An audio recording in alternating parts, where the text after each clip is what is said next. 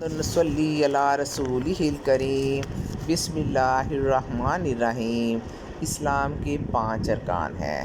نماز اس کا ایک اہم رکن ہے۔ نماز کے اہم ترین عبادت ہونے کی وجہ سے یہ ہے کہ نماز آسمان پر صرف فرض ہی نہیں ہوئی بلکہ یہ عرش الہی کے پاس رب العالمین کی حضوری میں آمنے سامنے فرض ہوئی۔ اس لیے نماز کا اہتمام جس قدر زیادہ کیا گیا کسی اور عبادت کا نہیں کیا گیا۔ اسلام کے فرائض حج، زکوٰۃ، روزہ زمین پر فرض ہوئے، لیکن نماز آسمان پر ہی نہیں عرش الہی کے آمنے سامنے فرض ہوئی۔ قرآن و حدیث میں نماز کی جتنی تاکید کی گئی کسی اور اسلام کے ارکان کی نہیں کی گئی۔ جب بندہ نماز کی نیت باندھتا ہے تو اللہ تعالیٰ سامنے تشریف فرما ہوتے ہیں۔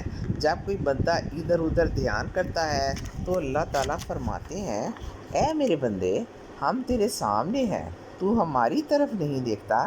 کیا ہم سے بہتر کوئی چیز نظر آ گئی جو تم نے دھیان ادھر ادھر کر لیا؟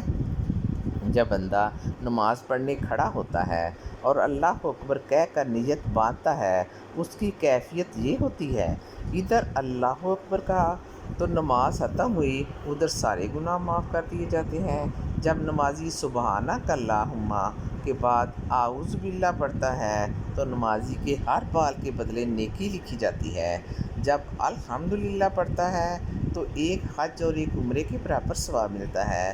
جب رکوع میں سبحان ربی العظیم کہتا ہے تو تمام آسمانی کتابوں کے برابر ثواب ملتا ہے۔ جب سامی اللہ لمن حمدہ کہتا ہے تو اللہ تعالیٰ اس پر رحمت کی نظر ڈالتا ہے۔ جب نمازی سجدہ کرتا ہے تو تمام جنات اور انسانوں کے برابر ثواب ملتا ہے۔ جب سجدہ میں سبحان ربی الاعلیٰ کہتا ہے تو ایک غلام آزاد کرنے کے برابر ثواب ملتا ہے۔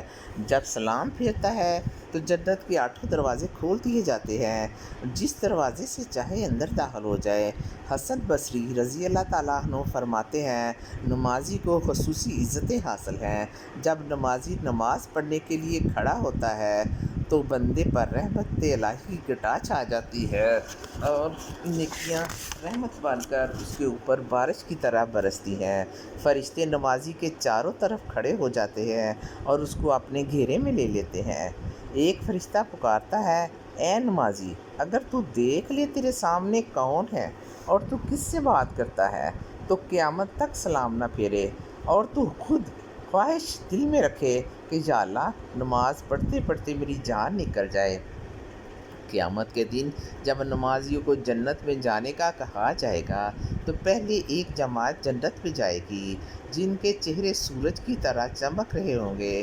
فرشتے کہیں گے، تم کون لوگ ہو اور دنیا میں کیا عمل کرتے رہے ہو؟ اور یہ لوگ جواب دیں گے، ہم مسلمان ہیں اور ہم نماز کی حفاظت کرتے تھے۔ فرشتے پوچھیں گے، کس طرح حفاظت کرتے تھے؟ یہ نمازی جواب دیں گے، ہم ہمیشہ 5 نمازوں سے پہلے مسجد میں آ کر بیٹھ جاتے تھے۔ اس کے بعد دوسری جماعت پلسرات سے چلے گی، ان کے چہرے 14ویں رات کے چاند کی طرح چمک رہے ہوں گے۔ فرشتے ان سے پوچھیں گے، تم کون لوگ ہو اور دنیا میں کیا عمل کرتے رہے ہو؟ وہ کہیں گے، ہم اذان شروع ہونے سے پہلے باوضو ہو کر مسجد میں بیٹھ جاتے تھے۔ اس کے بعد تیسری جماعت گزرے گی، ان کے چہرے تاروں کی طرح چمک رہے ہوں گے۔ ان سے فرشتے یہی سوال کریں گے، تم کون ہو اور کیا عمل کرتے تھے؟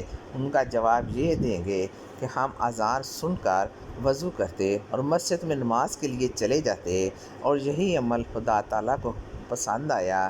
اور حضرت علی رضی اللہ تعالیٰ عنہ فرماتے ہیں کہ نماز اللہ تعالیٰ کی خوشنودی حاصل کرنے کا بہترین ذریعہ ہے اور نماز فرشتوں کی محبت کا وسیلہ ہے۔ نماز انبیاء کا طریقہ، معرفت، مشعل الہی اور اسلام کی جڑ ہے۔ نماز دعا قبول ہونے کا ذریعہ ہے۔ نماز سے روزی میں برکت ہوتی ہے۔ نماز نفس امارہ اور شیطان کے مقابلے کا ہتھیار ہے۔ نماز موت کے وقت موت کے فرشتے سے نمازی کے لیے سفارش کرے گی۔ نماز مومن کے دل کا نور اور قبر کے اندر روشنی کا ذریعہ ہے۔ نماز منکر و نکیر کو بندے کی طرف سے جواب دے گی۔